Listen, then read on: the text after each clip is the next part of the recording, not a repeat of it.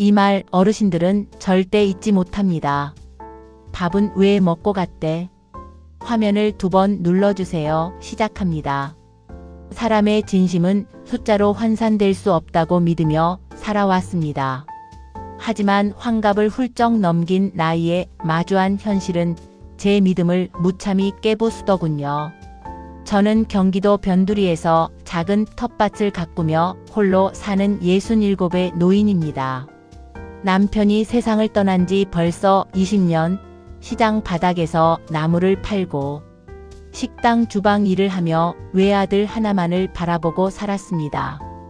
아들이 번듯한 직장에 들어가고 참한 며느리를 데려왔을 때 저는 세상을 다 얻은 기분이었죠. 그러던 어느 날 며느리로부터 전화 한 통이 왔습니다. 어머니, 다음 달에 제 여동생 결혼하는 거 아시죠? 꼭 오셔야 해요. 며느리의 친동생, 처제 결혼식은 시어머니 입장에서도 소홀히 할 수 없는 큰 행사였습니다. 저는 전화를 끊자마자 장롱 깊숙이 넣어둔 통장을 꺼냈습니다. 한 달 내내 허리 한번 못 펴고 소일거리를 해야 벌 수 있는 돈, 하지만 사돈댁에 부끄럽지 않아야 한다는 생각에 50만 원을 인출했습니다. 은행에서 빳빳한 신권으로 바꿔온 50만 원. 그 지폐 한 장 한 장에는 제 손가락 마디마디의 굳은 살과 땀방울이 배어 있었습니다. 봉투에 축 결혼이라 정성껏 적고 혹여나 봉투가 구겨질까 봐 두꺼운 책 사이에 끼워두었습니다. 결혼식 당일 저는 10년 전 아들 결혼식 때 맞춰 입었던 한복을 꺼냈습니다. 유행은 지났어도 깨끗하게 다려 입으니 제법 태가 났습니다. 예식장은 서울 강남의 화려한 호텔이었습니다. 번쩍이는 조명과 향긋한 꽃향기, 화려한 드레스를 입은 사람들 사이에서 제 낡은 한복은 조금은 초라해 보였을지도 모릅니다. 하지만 저는 당당했습니다. 사돈 내외를 만나 반갑게 악수를 나누고 따님 결혼 진심으로 축하드립니다 라며 준비한 50만 원 봉투를 건넸습니다. 사돈은 웃으며 저를 맞이해 주었고 저는 그 미소만으로도 제 도리를 다했다고 생각했습니다. 예식이 시작되고 눈부시게 아름다운 신부가 입장할 때 저는 마치 제 딸이 시집가는 것처럼 가슴이 뭉클해져 연신 박수를 쳤습니다. 며느리도 옆에서 행복해 보였습니다. 예식이 끝나고 안내받은 식당으로 향했습니다. 사실 저는 이런 화려한 뷔페 음식이 입에 잘 맞지 않습니다. 그래도 며느리 체면을 생각해 정갈하게 담긴 국수 한 그릇과 과일 몇 조각을 가져다 천천히 먹었습니다. 어머니, 음식은 입에 맞으세요? 며느리가 다가와 묻더군요. 저는 환하게 웃으며 대답했습니다. 그럼 아주 맛있구나. 고생 많았다. 그게 제 진심이었습니다. 식사를 마치고 일어서려는데 갑자기 속이 좋지 않았습니다. 긴장한 탓인지 아니면 찬 음식을 갑자기 먹은 탓인지 배가 살살 아파왔습니다. 서둘러 구석진 화장실을 찾아 들어갔습니다.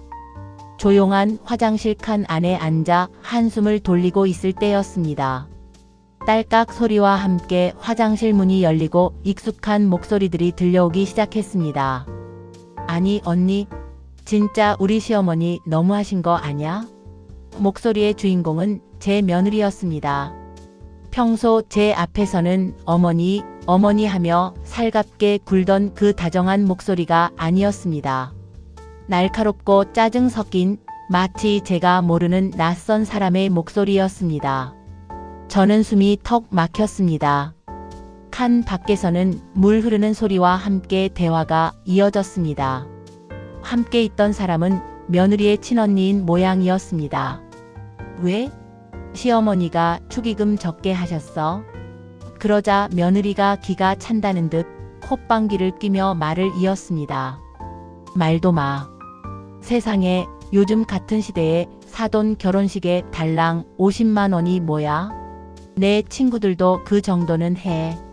내 체면이 뭐가 되냐고. 신랑 친구들이 물어보는데 창피해서 입도 못 열었어. 심장이 쿵쾅거리기 시작했습니다.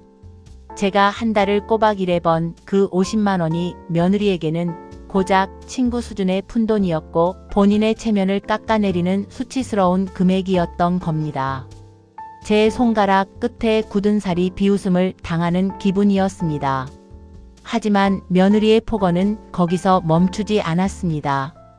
그럴 거면 차라리 오지를 마시고 돈만 보내시던지. 옷은 또 그게 뭐야? 언제 적 한복을 꺼내 입고 오셔서 사람들 눈에 확 띄게. 아우 정말 속상해 죽겠어. 친언니라는 사람이 거들었습니다.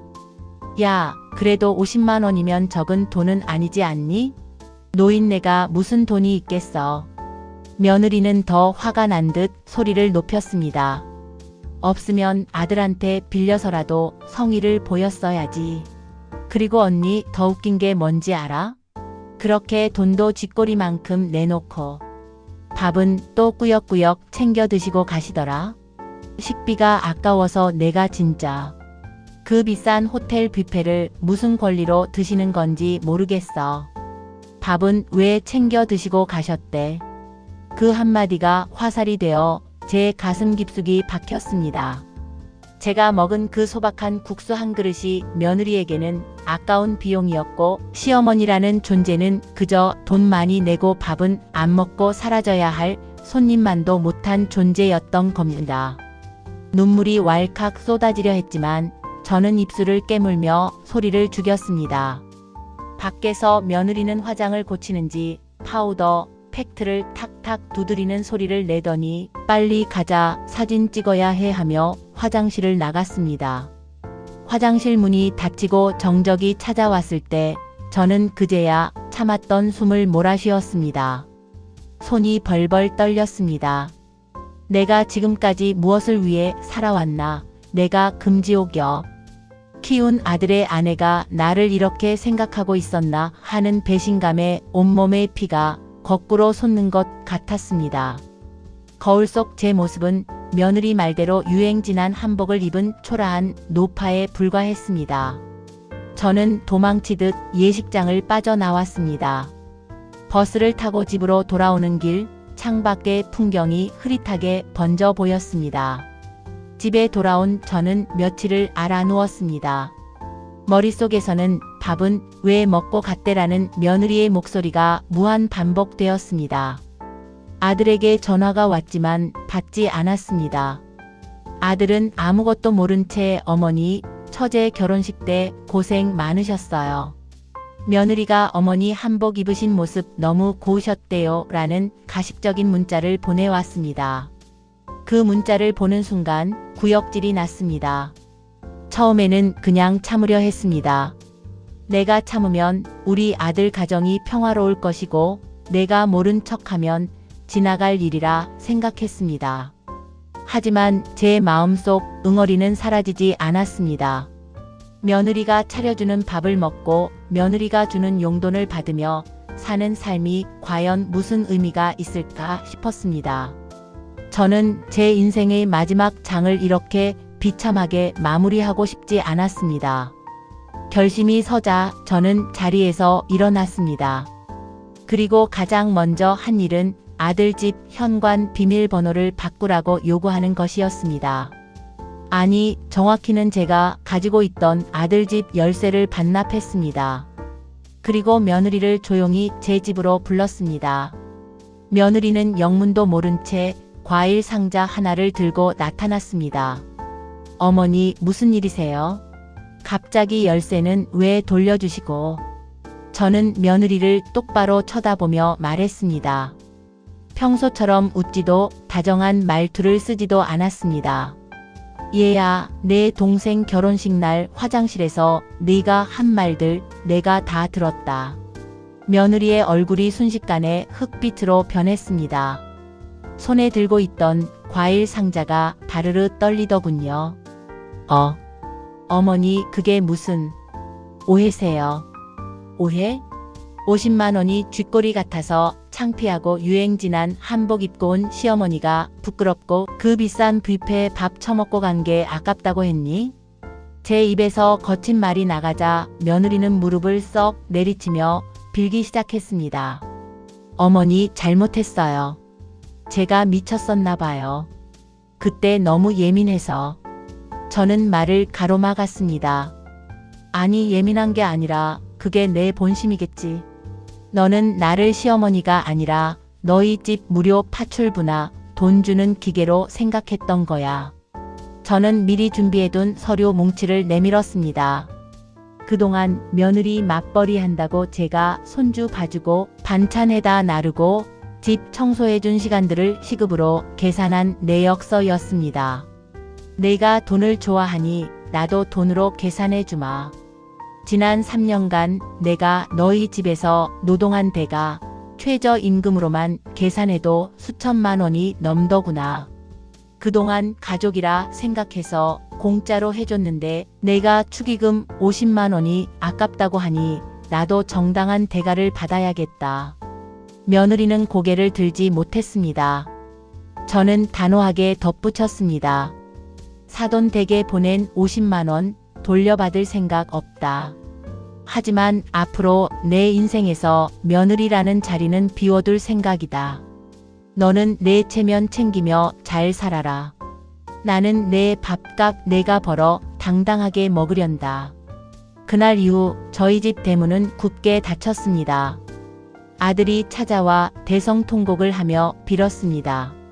어머니, 제가 교육을 잘못 시켰어요. 제발 한 번만 용서해 주세요. 하지만 저는 아들에게도 차갑게 말했습니다. 너도 똑같다. 내 처가 그런 생각을 품고 있을 때 너는 무얼 했니? 어머니 한복이 낡았으면 새로 한 벌 사줄 생각은 못하고 그저 어머니가 알아서 하시겠지 하고 방관하지 않았느냐. 저는 아들 내외와의 모든 연락을 차단했습니다. 그리고 제 통장에 든 쌈짓돈을 털어 자신을 위해 쓰기 시작했습니다. 가장 먼저 한 일은 백화점에 가서 나에게 꼭 맞는 화사한 양장을 한 벌 사는 것이었습니다. 며느리가 비웃던 그 낡은 한복은 의류 수거함에 던져버렸습니다. 주변 사람들은 말했습니다. 그래도 하나뿐인 자식인데 어쩌려고 그래? 노후에 외로워서 어떻게 살려고? 하지만 저는 대답했습니다. 자식 눈치 보며 밥 한 그릇 얻어먹는 게 더 외로운 법입니다. 저는 복지관에서 운영하는 한글 교실과 서예 반에 등록했습니다. 평생 남의 뒤치다꺼리 하느라 연필 한 번 제대로 잡아보지 못한 제가 오로지 저만을 위한 시간을 갖게 된 것입니다. 놀라운 일이 벌어졌습니다. 자식 걱정, 며느리 눈치 보기를 그만두니 고질병이던 소화불량이 씻은 듯이 나았습니다.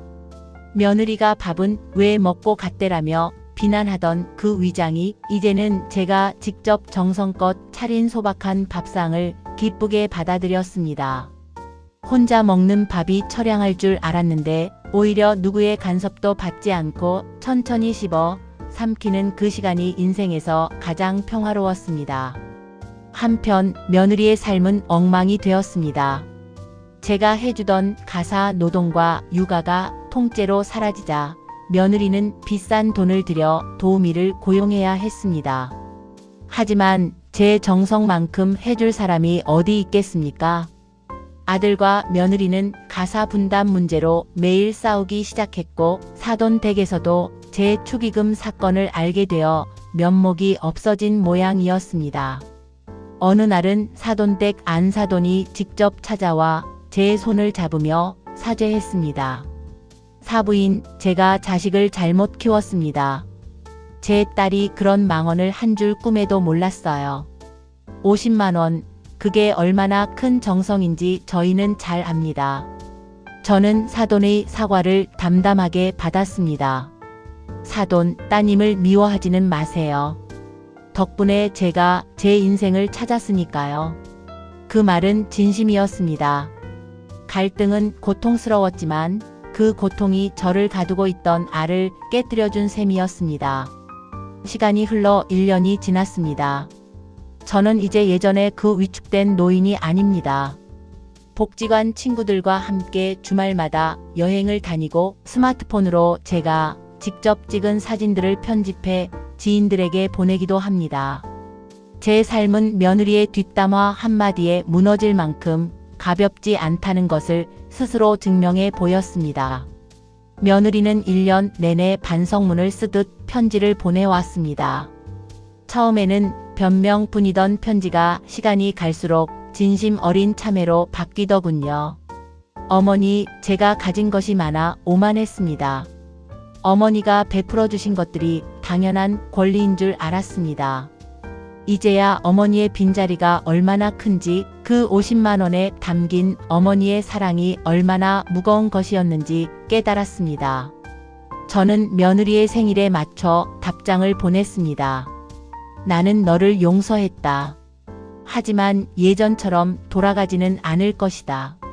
너는 내 가정을 지키는 아내와 엄마로 살고 나는 내 인생을 즐기는 여자로 살자. 우리가 가끔 만나 웃으며 차 한잔할 수 있는 거리는 딱 여기까지다. 그 후로 저희는 명절과 생신 때만 정중하게 만나는 관계가 되었습니다. 며느리는 이제 제 눈치를 보며 비위를 맞추는 것이 아니라 진심으로 저를 대우해 줍니다. 제가 먹는 밥 한 숟갈, 제가 입은 옷 한 벌에 대해 함부로 말하지 않습니다. 적당한 거리감이 오히려 서로에 대한 예의를 만들어준 것입니다. 여러분, 시니어 여러분께 감히 말씀드리고 싶습니다. 자식에게 모든 것을 내주고 빈 껍데기로 남지 마세요. 우리의 정성이 숫자로 무시당할 때 어떻게 내가 나한테 이럴 수 있니라고 울기보다는 그래, 여기까지다라고 선을 그을 줄 아는 용기가 필요합니다. 내가 나를 귀하게 여겨야 남도 나를 귀하게 여깁니다. 축의금 50만 원. 그것은 제게 큰 돈이었고 제 진심이었습니다. 그 진심을 몰라주는 사람에게 더 이상 매달리지 마십시오. 여러분의 밥그릇은 여러분이 지켜야 합니다. 누구의 눈치도 보지 않고 먹는 밥 한 그릇, 그것이 바로 진정한 행복이자 자존감입니다. 제 이야기가 누군가에게는 위로가, 누군가에게는 따끔한 경고가 되기를 바랍니다. 오늘도 당당하게, 그리고 나 자신을 가장 사랑하며 살아가시길 응원합니다. 시청해주셔서 감사합니다. 이 이야기가 조금이라도 공감되셨다면 좋아요로 마음을 남겨주세요. 시니어의 삶을 이야기하는 이 채널 구독으로 함께 해주시면 힘이 됩니다.